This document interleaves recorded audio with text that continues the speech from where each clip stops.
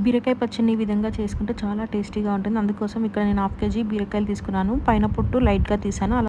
2 టమాటాలు తీసుకున్నాను. అలాగే ఒక 20 పచ్చిమిర్చి తీసుకున్నాను. ఇప్పుడు స్టవ్ ఆన్ చేసుకొని కడాయి పెట్టుకొని ఒక టేబుల్ స్పూన్ ఆయిల్ వేసుకోవాలి. ఆయిల్ హీట్ అయ్యాక అందులో ఒక టీ స్పూన్ జీలకర్ర అలాగే పచ్చిమిర్చి ఈ విధంగా వేసుకొని ఫ్రై చేసుకోవాలి. అవి తీసి పక్కకు వేరే ప్లేట్లో వేసుకొని ఇప్పుడు అదే కడాయిలో బీరకాయలు మనం కట్ చేసి పెట్టుకున్నాం కదా, ఆ బీరకాయ ముక్కల్ని అలాగే 2 టమాటాలు చిన్న చిన్న ముక్కలు కట్ చేసుకున్నవి వేసి ఒక 15 మినిట్స్ వరకు ఫ్లేమ్ని సిమ్లో పెట్టి ఈ విధంగా ఫ్రై చేసుకోవాలి. వాటిని ఉడకనివ్వాలి.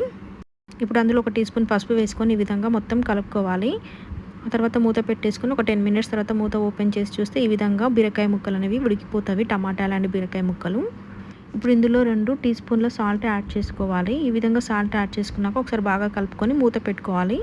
ఒక 2 మినిట్స్ వరకే ఆ విధంగా మూత పెట్టి ఉంచాలి. ఆ తర్వాత మూత ఓపెన్ చేసి కడాయిలో అదంతా తీసి వేరే ప్లేట్లో ఈ విధంగా వేసుకోవాలి. మనం పచ్చిమిర్చి జీలకర్ర ఫస్ట్ ఫ్రై చేసుకున్నాం కదా, అందులోనే ఇది కూడా వేసుకోవాలి. అది అలా ప్లేట్లో వేసుకొని చల్లారనివ్వాలి.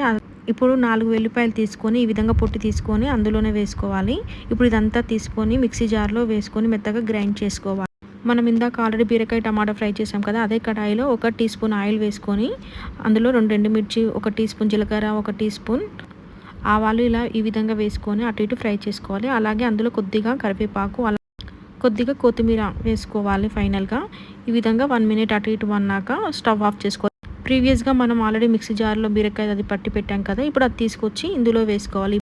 ఒకసారి బాగా అంతా కలుపుకున్నాక వేరే చిన్న గిన్నెలోకి ఇదంతా షిఫ్ట్ చేసుకుంటే సరిపోతుంది. ఇప్పుడు మనకు టేస్టీగా ఉండే బీరకాయ పచ్చడి రెడీ అయిపోయింది. వీడియో మీకు నచ్చినట్లయితే ఇప్పుడే నా ఛానల్ని సబ్స్క్రైబ్ అండ్ లైక్ చేయండి. Thanks for watching.